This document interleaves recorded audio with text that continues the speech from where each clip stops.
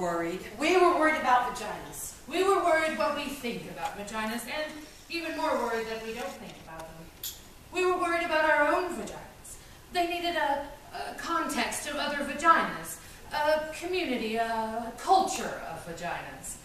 There's so much darkness and secrecy surrounding them, like the Bermuda Triangle, and no one ever reports back from there. I mean, in the first place, it's not so easy to even find your vagina. Women go weeks, months, sometimes years without looking at it. A high-powered businesswoman was interviewed, and she said she was too busy. She didn't have the time. I mean, looking at your vagina, she said, it's like a full day's work. You have to get down there on your back in front of a mirror that's standing on its own, I mean, full-length preferred, and you've got to get in the perfect position, with the perfect light, and then it's somehow shadowed by the mirror and the angle you're at. You're all twisted up. You're arching your head, and you're killing your back, and, you know, you're exhausted by then. She said she didn't have time for that. She was busy. So, there were vagina interviews, which became vagina monologues. Over 200 women were interviewed. Older women, young women, married women, lesbians, single women, college professors, actors, corporate professionals, sex workers, African American women, Native American women, Caucasian women, Asian American women, Jewish women. Okay. At first, women were elected to talk. They were a bit shy, but once they got going, you couldn't stop them. Women secretly love to talk about their vaginas. They get very excited. Maybe because no one's ever asked them before. Let's just start with the word. Vagina. Vagina. Vagina. It sounds like an infection at best. Maybe a medical instrument. Hurry, nurse, bring me the vagina. It doesn't matter how many times you say it. It never sounds like a word you want to say. It is a completely ridiculous, unsexy word. If you try to use it during sex, trying to be politically correct, darling, could you stroke my vagina? You kill the act right there. We were worried about vaginas, what we call them and what we don't call them. In Great Neck, New York, they call it a pussycat. One woman said her mother used to tell her, don't wear panties on your pajamas, dear. You need to air out your pussycat. In Westchester, they call it a pookie. In New Jersey, a twat. There's a powder box, a poochie, poopy, a peepee, a poobaloo, a poonani, a pal, a peach. Toady, dee-dee, nishi, dignity, monkey box. Coochie snorcher, cooter, labe, Gladys Siegelman. VA, a wee-wee, horse spot, nappy dugout. Longo, mookie, a pajama, fanny boo, mushmallow, A ghoul, possible, Tumali, Totita, Connie. A Mimi in Miami. a split knish in Philadelphia. A Schmenda in the Bronx. We were worried about vaginas. And a few times, a good idea became an outrageous one. This monologue is based on one woman's story.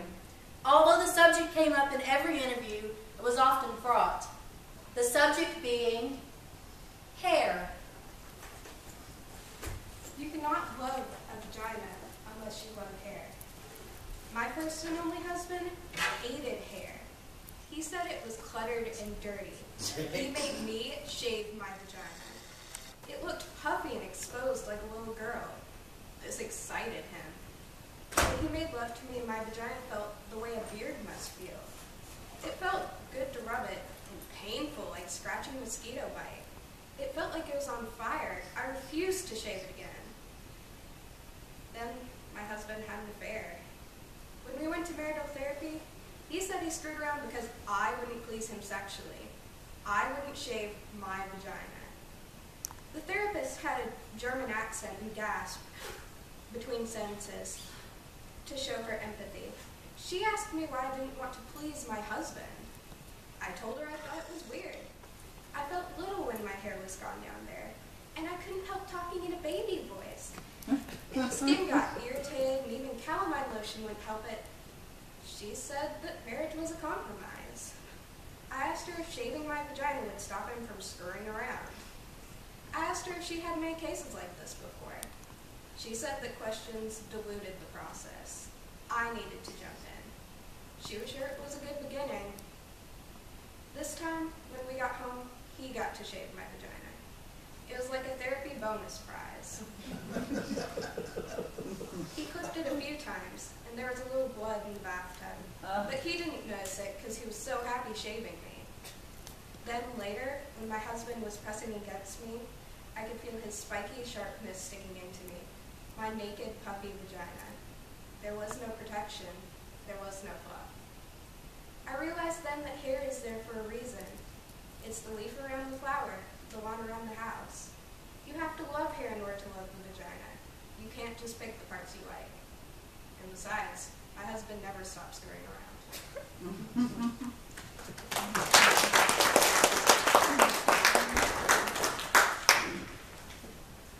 All of the women were asked the following questions. If your vagina got dressed, what would it wear?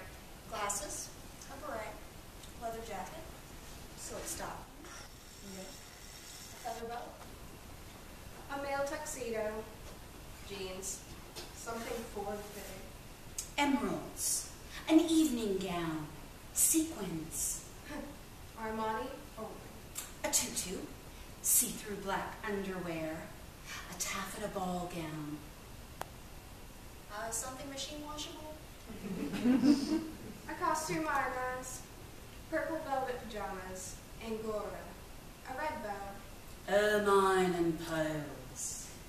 A leopard hat. A silk kimono.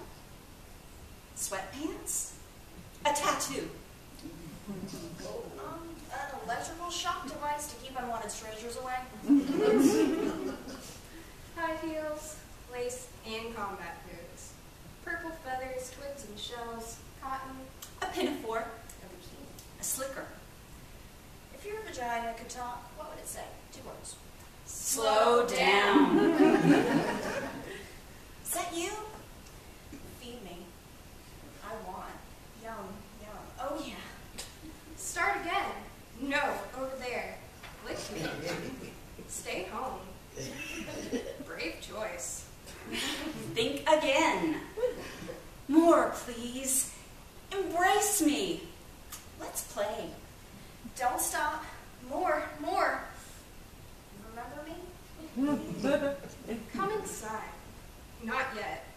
Whoa, Mama. Yes, yes. Rock me. Enter at your own risk. Oh, God. Thank God. I'm here. Let's go, let's go. Find me. Thank you. Bonjour. Too hard. Don't give up. Where's Brian? Oh, that's better. Yes, there. There!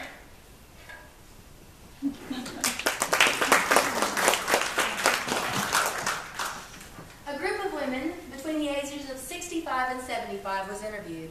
These interviews were the most poignant, possibly because many of these women had never had a vagina interview before.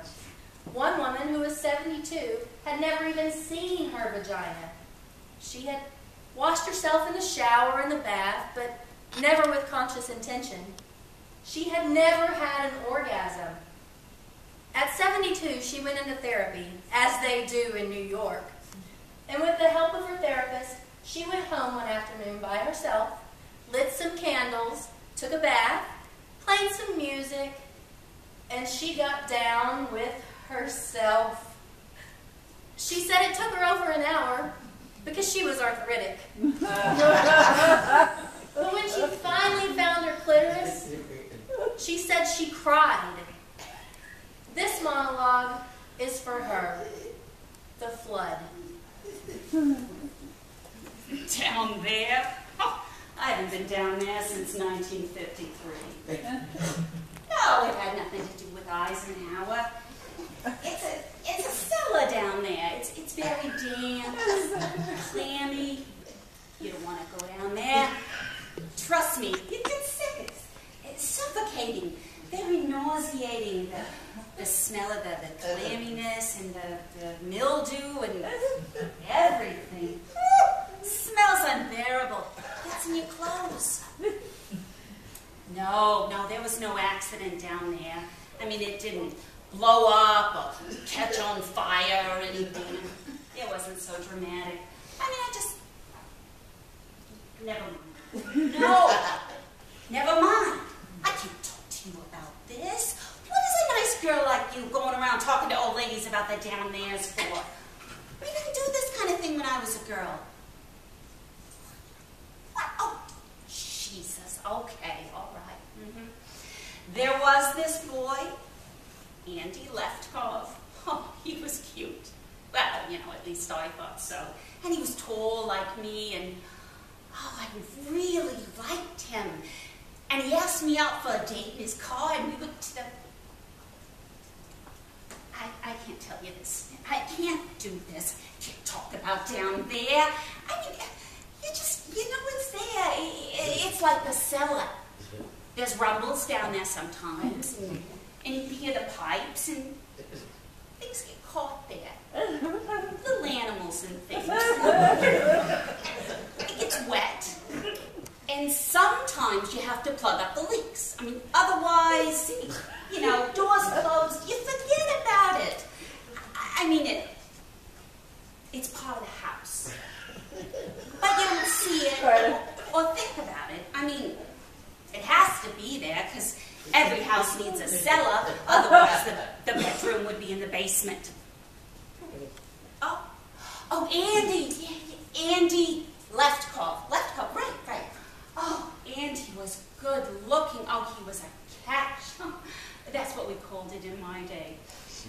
We were in his car, a new white Chevy Bel Air. And I remember thinking that my legs were too long for the seat. I have very long legs. They were smushed up against the dashboard, and I was looking at my big kneecaps when all of a sudden he just kissed me in this surprisingly take-me-by-control way like they do in the movies. And, I got excited. I was so excited. And, there was a flood down there. I mean, I couldn't control it. It was like this force of passion, like this river of life. It just flooded out of me. It just flooded right out onto my panties, right out onto the car seat of this new white Chevy Bel Air. It wasn't pee. And it was smelly. Well, frankly, I didn't smell anything, but Andy said it smelled like sour milk and it was staining his car. I was a stinky weird girl, he said. I wanted to explain that his kiss had caught me off guard. I wasn't normally like this. I tried to mop up the flood with my dress. It was a new yellow primrose dress, and it looked so ugly with the flood on it. Andy drove me home without saying another word. And when I got out of the car and I closed the door, I closed the whole store. Shabam! Locked it, never opened for business again. Well, yeah, I dated some after that, but the idea of flooding it made me too nervous, so I never even got close again. Oh, yeah. I had dreams. Oh, I had crazy dreams. Oh, they were dopey. Why? Burt Reynolds. I don't know why. He never did a thing for me in life, but in my dreams, it was always Burt and I, Burt and I, Burt and I. I mean, it was always the same general dream.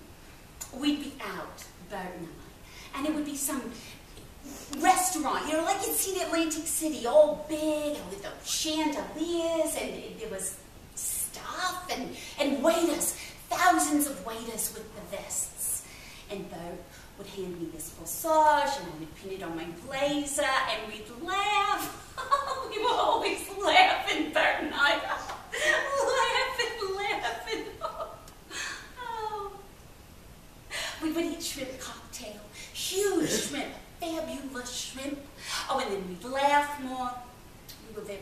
together.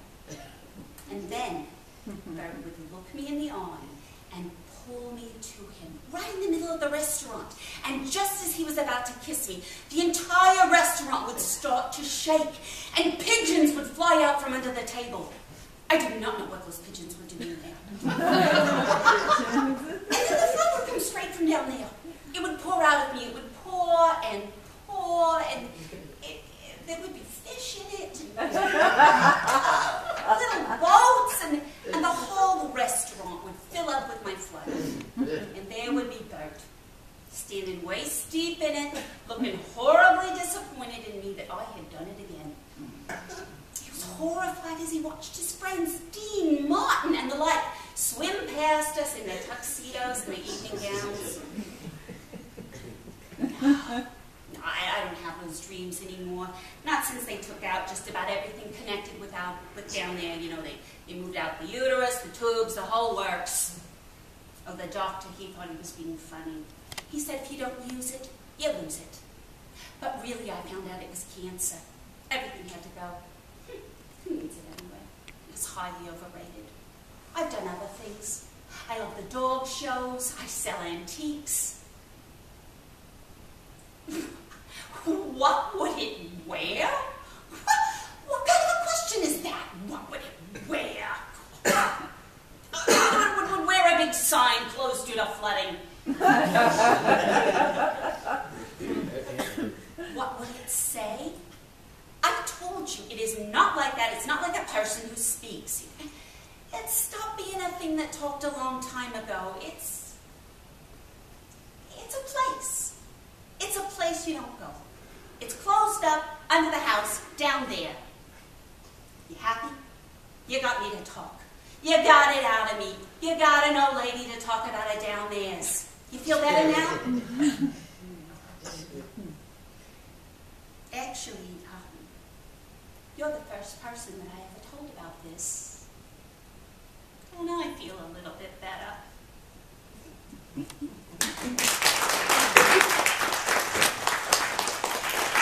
Workshop asked us to draw a picture of our own fabulous, unique, beautiful vagina.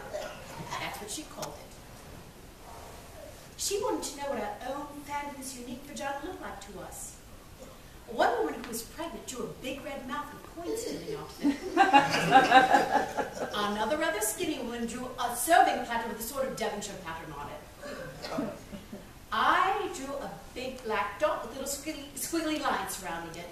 The black dot was equal to a black hole in space, and the squiggly lines were meant to be people or things or just your basic atoms that got lost there. I always thought of my vagina as an anatomical vacuum, randomly sucking up particles from the surrounding environment. I do not think of my vagina in practical biological terms. I did not, for example, see it as something attached to me. In the workshop, we were asked to look at our vaginas with hand mirrors. And then after careful examination, we were to verbally report back to the group what we saw. I must tell you, up until this point, everything I knew about my vagina was either invention or hearsay. I'd never really seen the thing. It never occurred to me to look. My vagina existed for me on some abstract plane. It seemed so reductive and awkward as we were on our shiny blue mats with our hand mirrors, looking at it. It reminded me of how the astronauts must have felt with their primitive telescopes. I found it quite unsettling at first, my vagina. Like the first time you cut open a fish, and you discover this whole other bloody complex world right underneath the skin. It was so raw, so red, so fresh. And what amazed me the most were all the layers. Layers upon layers opening up into more layers. My vagina amazed me. I couldn't speak when it came my turn in the workshop. I was speechless. I had awakened to what the woman who ran the workshop called vaginal wonder.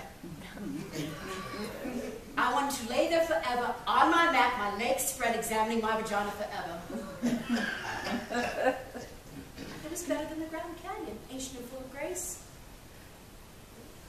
It had the innocence and freshness of a proper English garden. And it was funny, very funny. It made me laugh. It could hide and seek and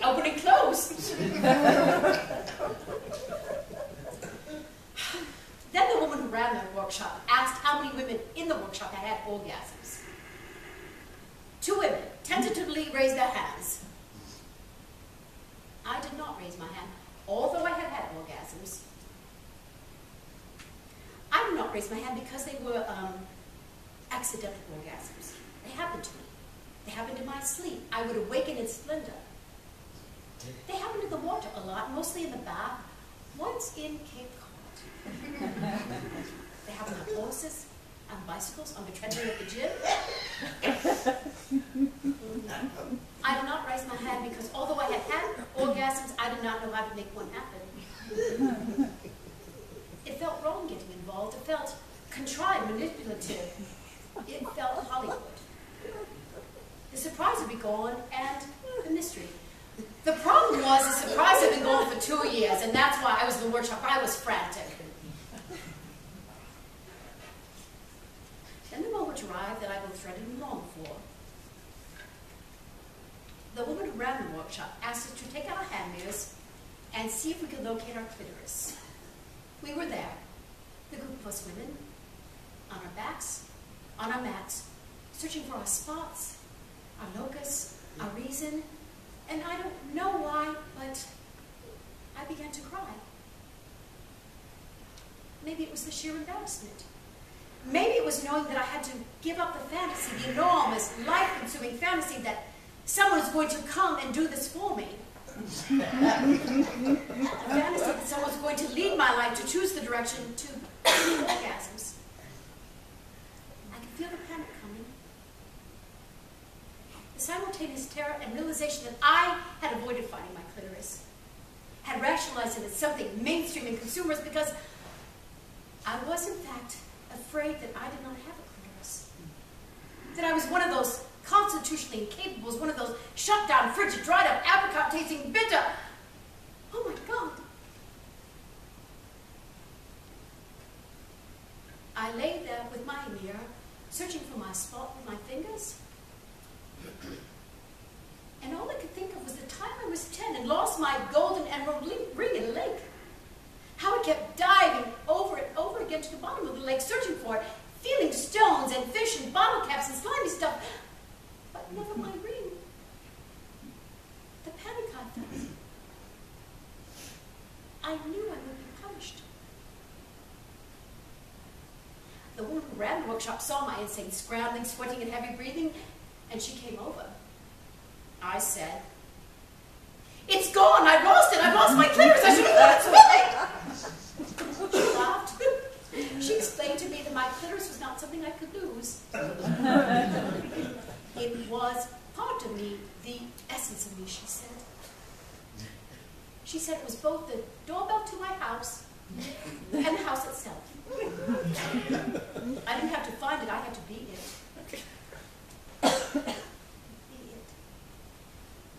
Be my clitoris. Be my clitoris. I lay back, I closed my eyes, I put the mirror down, I watched myself floating above myself. I watched as I slowly began to approach myself and re-enter. I felt like an astronaut re-entering the surface of the Earth. It was very quiet and gentle, this re-entry. I bounced and landed and bounced. I came into my own muscles and blood and cells, and then I slid into my vagina. It was suddenly easy and I fit. I was all warm and pulsing and young and alive. And then, without looking, I put my finger on what was suddenly to become me. There was a little quivering at first, which urged me to stay. Then the quivering became a quake, an eruption, layers dividing and subdividing. The quake broke open into an ancient light of silence, which opened into a plane of music and colors and longing and innocence. And I felt connection, calling connection, as I lay there thrashing around my little blue mat. My vagina is a shell, a destiny, a tumor. I am arriving as I am beginning to leave my vagina. My vagina. Me. An Intimate Journey by Natalie N.J. The clitoris is pure in purpose. It's the only organ in the body designed purely for pleasure. It's just a bundle of nerves, 8,000 nerve fibers to be precise. That's more than in the fingertips, the tongue, and it's twice the number found in a penis. Why use a handgun when you have a semi-automatic?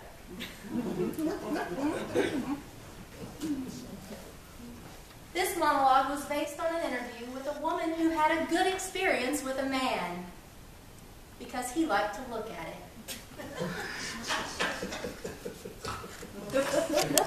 This is how I came to love my vagina. Oh, it's embarrassing because I know it's not politically correct. I know it should have happened in the bath with salt rains from the Dead Sea, Enya playing and me loving my woman self. Well, I know the story. Vaginas are beautiful. Our self-hatred is only the internalized repression and the hatred of the patriarchal culture. It isn't real pussy unite. I know it all. Like if we'd grown up in a culture where fat thighs were beautiful. We'd all be pounding down milkshakes and Krispy Kremes, lying on our backs, spending our days thigh expanding. We didn't grow up in that culture. I hated my thighs, and I hated my vagina even more. I thought it was incredibly ugly. Now, I was one of those women who had looked at it, and from that moment on, I wished I hadn't. It made me sick. I felt sorry for anyone who had to go down there. And in order to survive, I began to pretend that I had something else between my legs. I would imagine furniture. Cozy futons with light cotton comforters, velvet settees, leopard rugs, or pretty things, silk handkerchiefs, or quilted pot holders, or place settings. I became so accustomed to this that I lost all memory of having a vagina. When a man was inside me, I would imagine him inside a mink-lined muffler. Or a Chinese bowl. But then I met Bob. Bob was the most ordinary man I had ever met. He was tall and thin and wore khaki tan clothes.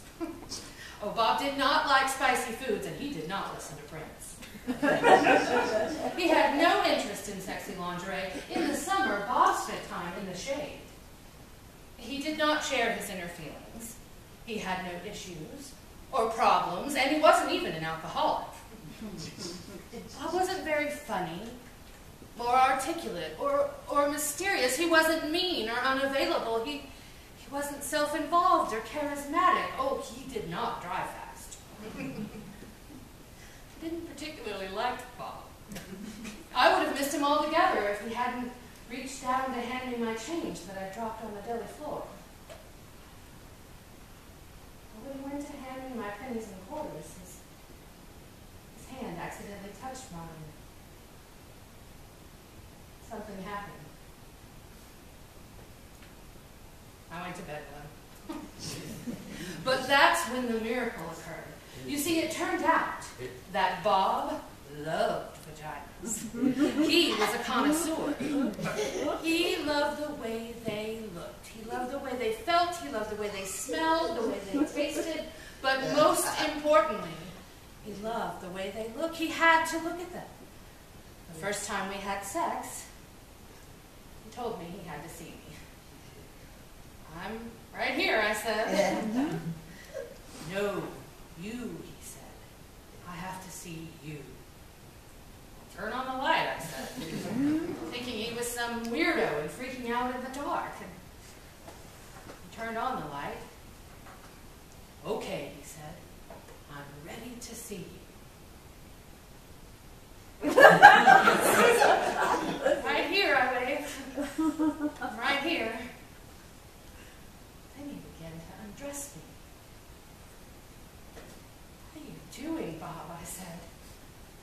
need to see you, he replied.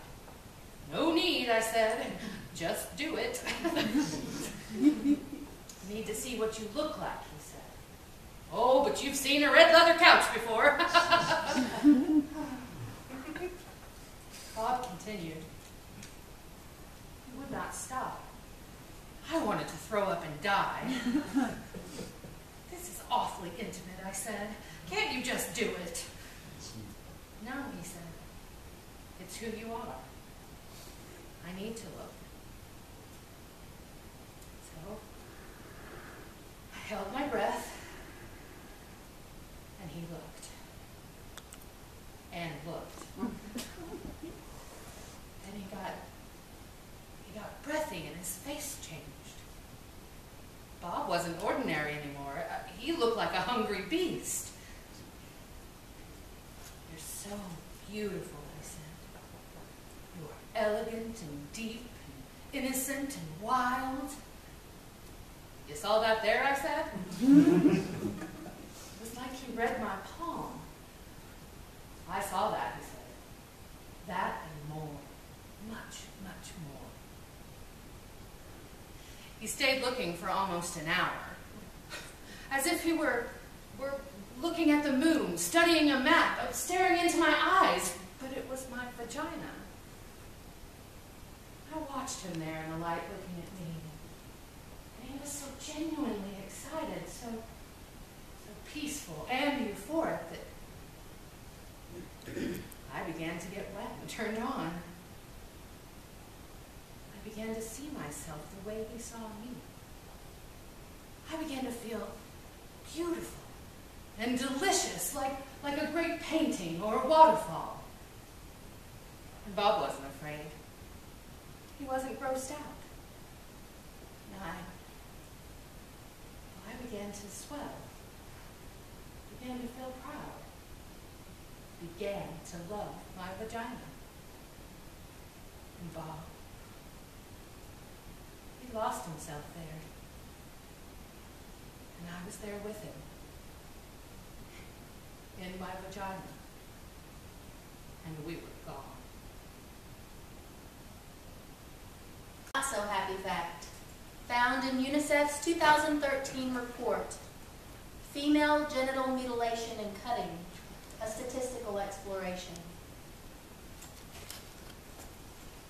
Female genital mutilation has been inflicted on approximately 125 million girls and young women, and 30 million girls are at risk of being cut within the next decade.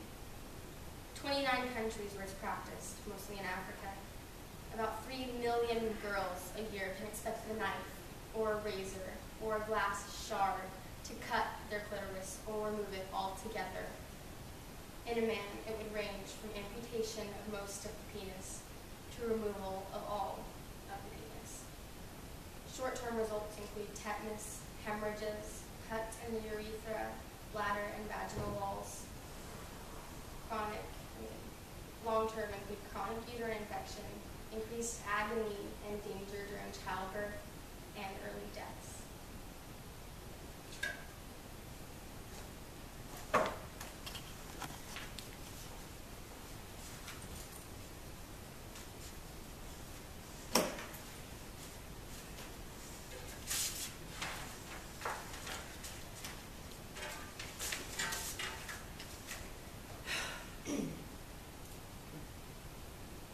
My vagina is angry. It is. My vagina is pissed off. It's furious and it needs to talk. It needs to talk about all this shit. It needs to talk to you. I mean, what's the deal? An army of people out there thinking up ways to torture my poor-ass gentle-loving vagina? Spending their days inventing psychoproducts and nasty ideas to undermine my pussy. Vagina motherfuckers. All this shit they're constantly trying to shove up us, clean us up, make it go away. Well, my vagina's not going anywhere. It's pissed off and it's staying right here. Like tampons. What the hell is that? A dry wad of fucking cotton stuffed up there.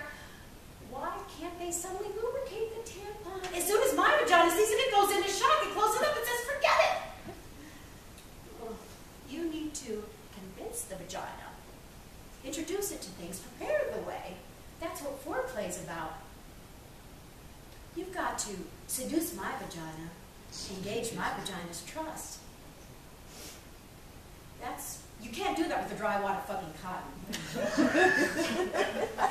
Stop shoving things up and stop shoving, stop trying to clean it up. My vagina does not need to be cleaned up, it smells good already. Don't try to decorate. Don't believe him when he tells you it smells like rose petals when it's supposed to smell like pussy. I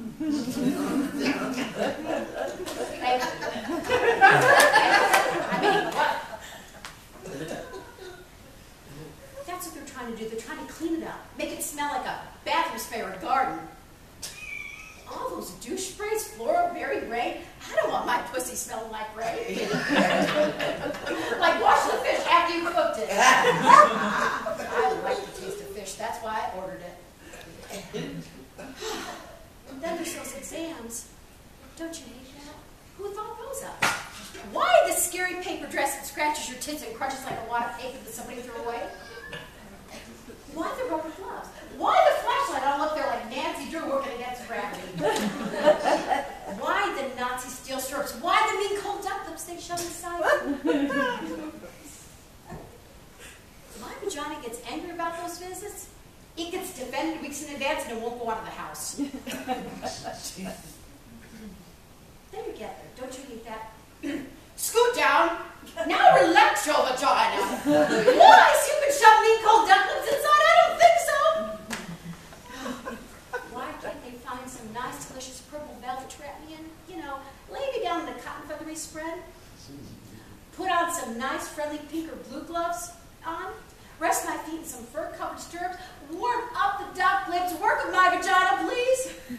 But no, more tortures. Dry wad of fucking cotton. Mean cold duck lips and thong underwear. Who thought that? Thong underwear. Moves around all the time and gets stuck in the back of your crusty butt. A vagina's supposed to be loose and wide, not held together. That's why girdles are so bad. We need to move and talk and spread and talk. Vaginas need comfort. Make something like that, something to give them pleasure. No, they would never do that. They hate to see a woman having pleasure, especially sexual pleasure. I mean, make a nice pair of cotton underwear with a French tickler built in. Women would be coming all day, coming to the supermarkets, coming on Sundays, coming happy vaginas. They would be able to stand that, seeing all those energized, not taking shit, hot, happy vaginas. If my vagina could talk about itself like me, it would talk about other vaginas. It would do vagina impressions. It would wear Harry Winston diamonds, no clothing, just all their draped in diamonds. My vagina helped release a giant baby. It thought it would be doing more of that. It's not. Now it wants to travel, but it doesn't want a lot of company. It wants to read and know things and get out more. It wants sex. It loves sex. It wants to go deeper. It's hungry for depth. It wants kindness. It wants change. It wants silence and freedom and gentle kisses and warm liquids and deep touch. It wants chocolate. It wants to scream. It wants to stop being angry. It wants to come. It wants to want. It wants. My vagina? My vagina? It wants everything. Yugoslavia, in refugee camps and centers. 20 to 70,000 women were raped in the middle of Europe as a systematic tactic of war. It was shocking to see how little people did to stop it. But then again, here in the United States, each year, about 200,000 women are raped, which is another kind of war. This monologue is based on one woman's story. We do it tonight for that woman and for the extraordinary women of Bosnia and Kosovo.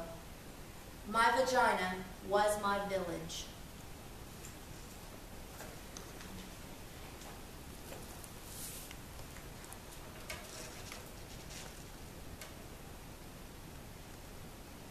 My vagina was green. Water soft pink fields, cow mooing, sun resting, sweet boyfriend touching lightly with soft piece of blonde straw.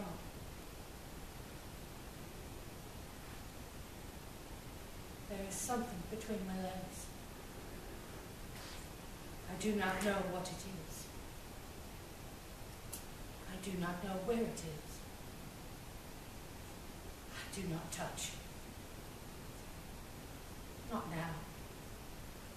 Not anymore. Not since. My vagina was chatty. Can't wait. So much saying, words talking, can't quit trying, can't quit saying, oh yes, oh yes. But not since I dreamed. There's a dead animal sewn in down there.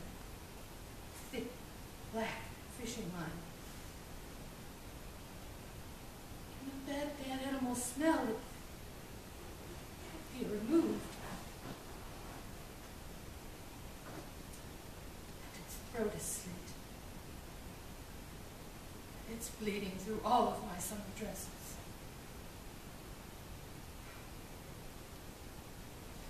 My vagina. Singing all girl songs, all goat bell ringing songs, all wild autumn field songs, vagina songs, vagina home songs. Not since the soldiers put a long, thick rifle inside me. So cold. The steel rod canceling my heart, and I don't know whether they're going to fire it or to shove it through my spinning brain. 6 of them. Monstrous doctors with black masks, shoving bottles up inside me.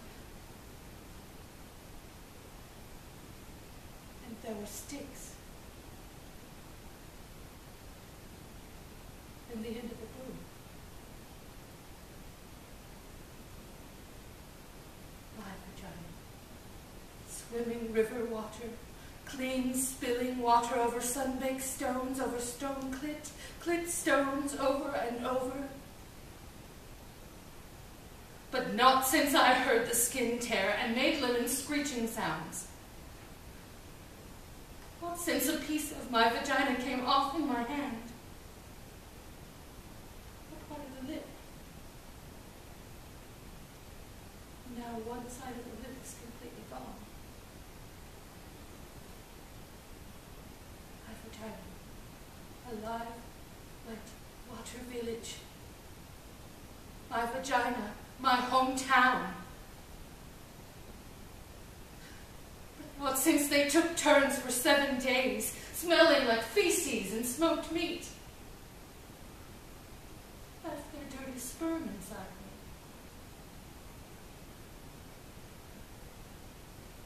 Now it became a river of poison and pus. And all the crops died.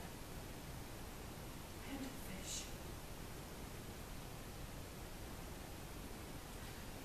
My vagina. Alive, wet, water village. They invaded it, butchered it, and burned it down.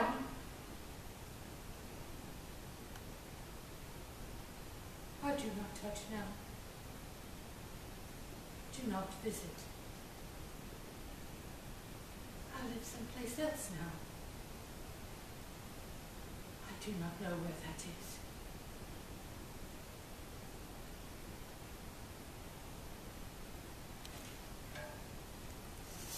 Women over the course of 13 years. Only one woman was not sexually abused as a little girl or raped as a young woman. For most of these women, home is a very scary place, a place they have fled. Shelters are ironically the first places many of them ever find safety, protection, or comfort. This is a woman's story as she told it. What isn't in the story is the fact that this woman met another woman in a shelter, and they fell in love. And through their love, they both got out of the shelter system. The little coochie snorcher that could.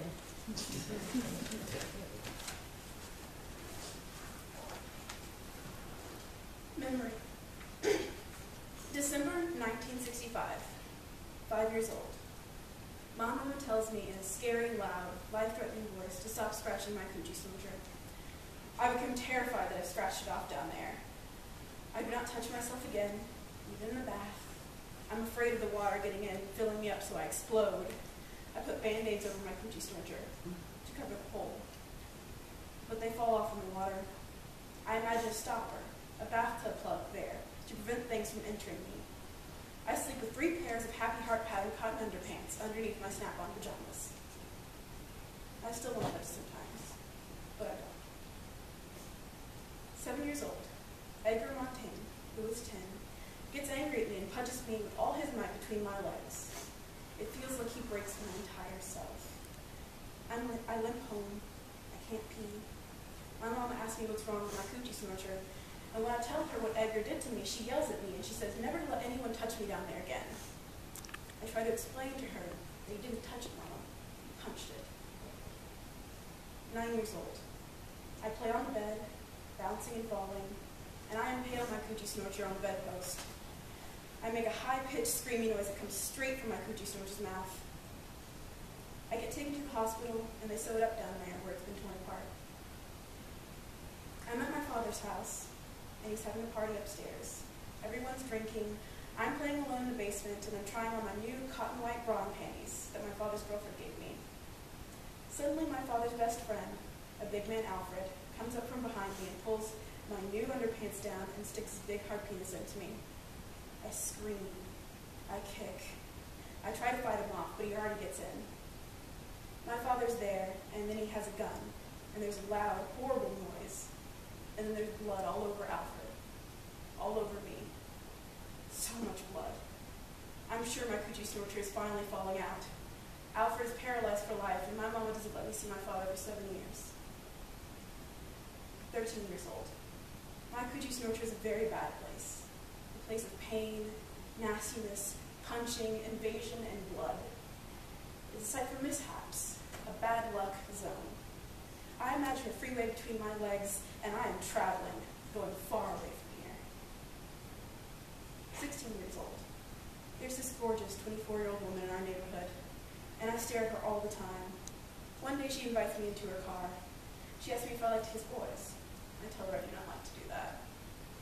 She says she wants to show me something, and she leans over and she kisses me so softly on the lips, with her lips. Then puts her tongue in my mouth. Wow. She asks me if I want to come over to her house, and then she kisses me again, tells me to relax, to feel it, to let her tongues feel it. She asks my mom if I can spend the night, and my mother's delighted that such a beautiful, successful woman has taken an interest in me. I'm scared and I can't wait. Her apartment's fantastic. She's got it all hooked up. It's the 70s, the beads, the fluffy pillows, the mood lights. I decide right there that I want to grow up and be a secretary just like her. She makes a vodka for herself, and then she asks me what I want to drink. I say the same thing she's drinking, and she says my mom probably wouldn't like me drinking vodka. I say she probably wouldn't like me kissing girls either, and a pretty lady fixing me a drink. Then she changes into this chocolate satin teddy. She's so beautiful. I always thought bulldaggers were ugly. I say, "You look great." And she says, "So do you." I say, "But I only have this white cotton bra and panties." Then she dresses me, slowly, in another satin teddy. It's lavender like the first soft days of spring. The alcohol has gone to my head and I'm loose and ready. There's a picture over her bed of a naked black woman in a huge afro. She gently and slowly lays me out on the bed, and just our bodies touching makes me come. Then she does everything to me and my coochie snorcher that I always thought was nasty before. And wow. I'm so hot, so wild. She says, "Your vagina, untouched by man, smells so nice, so fresh. Wish I could keep it that way. I get crazy and wild, and then the phone rings, and of course it's my mama. I'm sure she knows. She catches me at everything. I'm breathing so heavy, and I'm trying to act normal, and when I get on the phone, she asks me, "What's wrong with you? Have you been running?" And I say, "No, Mama, just exercising." Then she tells the beautiful secretary to make sure I'm not around any boys, and she tells her, "Trust me, there are no boys around here." Afterwards, the gorgeous lady teaches me everything about my coochie snorcher. She makes me play with myself in front of her, and she teaches me all the different ways to give myself pleasure. She's very thorough. She tells me to always know how to give myself pleasure, so I'll never need to rely on a man. In the morning, I'm worried I'm a butch because I've completely fallen in love with her. She laughs, but I never see her again. I realize that later she was my surprising, unexpected, and politically incorrect salvation. She transformed my sorry-ass coochie snorcher and raised it into a kind of haven. Vagina-friendly cities. Welcome, Little Rock! They're wild for vaginas in Pittsburgh. In fact, a woman from Pittsburgh was so obsessed about a particular word, a pejorative word, used to describe the vagina. Her mission was to reconceive the word, reclaiming cunt.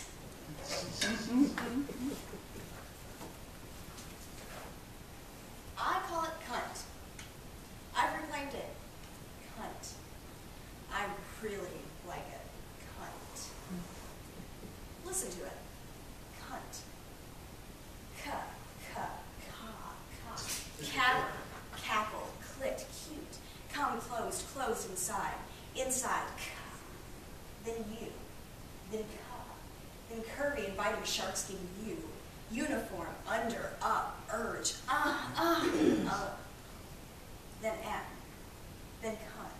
Snug letters fitting perfectly together. Nest, now, nexus, nice, nice. Always depth, always round and uppercase. Cunt. And a jagged, wicked electrical pulse. Then soft and warm and cunt. Then teeth. Then sharp, certain, tangy teeth. Texture, take, tent, tight, tantalizing, tensing. Taste, tendrils, time, tactile. Tell me, cunt. Say it, cunt. Cunt. I'm sorry. What was that? I can't hear you. Say cunt. Cunt.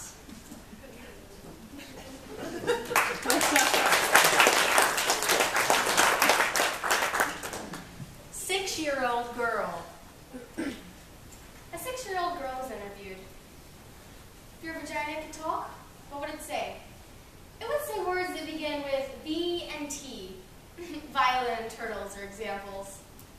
If your vagina got dressed up, what would it wear?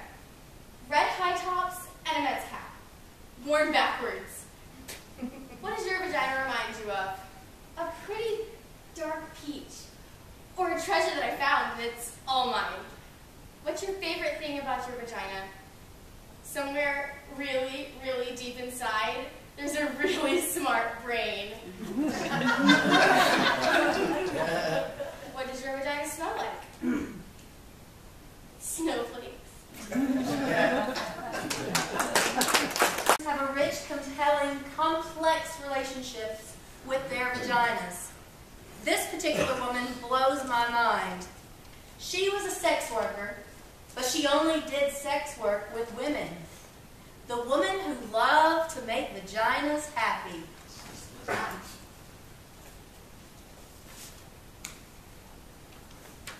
I love vaginas. I love women. I don't see the two as separate things. Women pay me to dominate them, to excite them, to make them come. I didn't start out like this. To the contrary, I was a lawyer. But in my late 30s, I became obsessed with making women happy. It became a mission of sorts. But then I got involved in it. I got very good at it. Kind of brilliant. It was my art. I started getting paid for it. It was as if I had found my calling. I wore outrageous outfits when I dominated women. Lace, silk, leather, and I used props. Whips, handcuffs, dildos. There was nothing like this in tax law. There were no props, no excitement, and I hated those blue corporate suits, though they do serve me from time to time in my work. There were no props, no wetness, no dark mysterious foreplay, no erect nipples, no delicious mouths, but mainly there was no moaning. That was it. That was the key. Moaning was the thing that ultimately seduced me and got me addicted to making women happy. When I was a little girl, and I would see women in movies making these strange orgasmic moaning noises, I used to laugh. I got strangely hysterical. I couldn't believe that big, outrageous, ungoverned sounds like that came out of women. I longed to moan. I practiced in front of the mirror, on a tape recorder, making moans in various keys and tones. But always when I played it back, it sounded fake. It was fake. It wasn't rooted in anything sexual, just my desire to be sexual. But then when I was 10, I had to pee really badly once. On a car trip, I went on for almost an hour. When I finally got to pee in this dirty little gas station, it was so exciting, I moaned. I moaned as I peed. I couldn't believe it. Me moaning at a Texaco gas station in the middle of Louisiana. I realized right then that moans were not connected with getting what you want right away, but with putting things off. I realized moans were best when they caught you off by surprise. They came out of this hidden, mysterious part of you that was speaking its own language. I realized that moans were, in fact, this language. I became a moaner. I made most men anxious.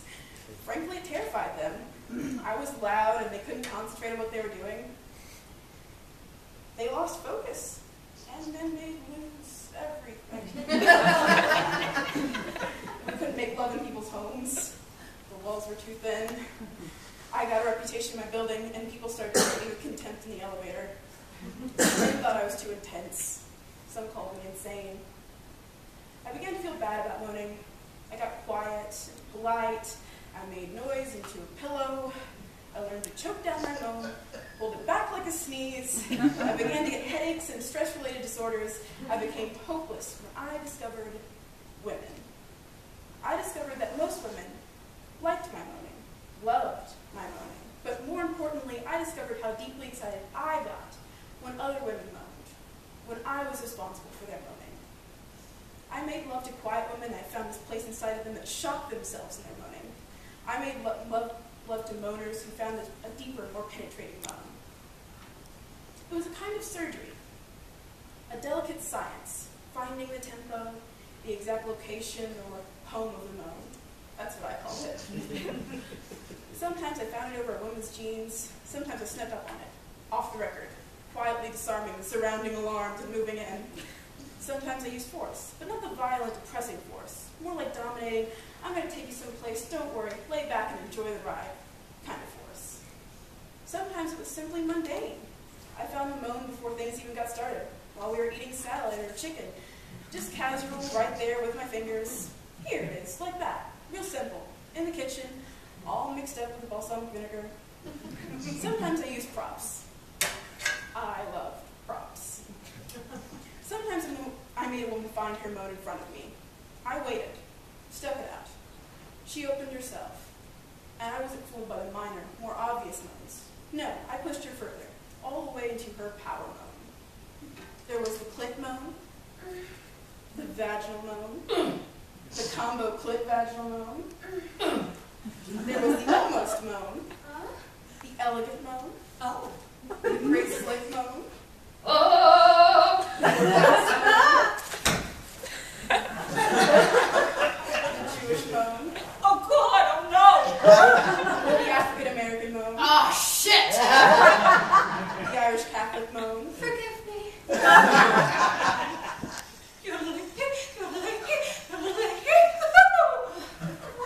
The baby moan. The doggy moan. The uninhibited militant bisexual moan. Ha! Ha! Ha! Hell yeah, baby! The machine gun moan.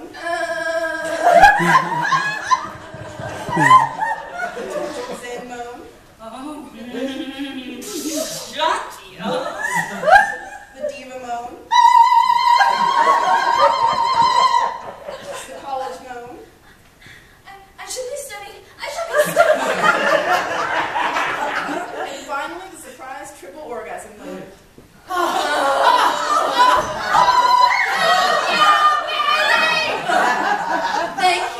Thank you.